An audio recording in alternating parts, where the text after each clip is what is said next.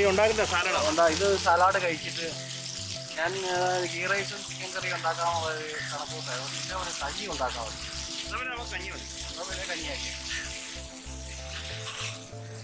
അപ്പോൾ നമ്മൾ സലാഡ് കഴിച്ച് നമ്മുടെ ലഞ്ച് തുടങ്ങുകയാണ്. ആരെയും ജൂബി അടുക്കളയിൽ ഇന്ന് വരെ പണി ചെയ്തിട്ടില്ലെന്ന് പറയുകയും, പക്ഷേ ഈ പണി ചെയ്യുന്ന സ്പീഡ് കണ്ടാൽ അറിയാം വീട്ടിലെ സകല അടുക്കള പണി ചെയ്യുന്ന ജൂബിയാണ്.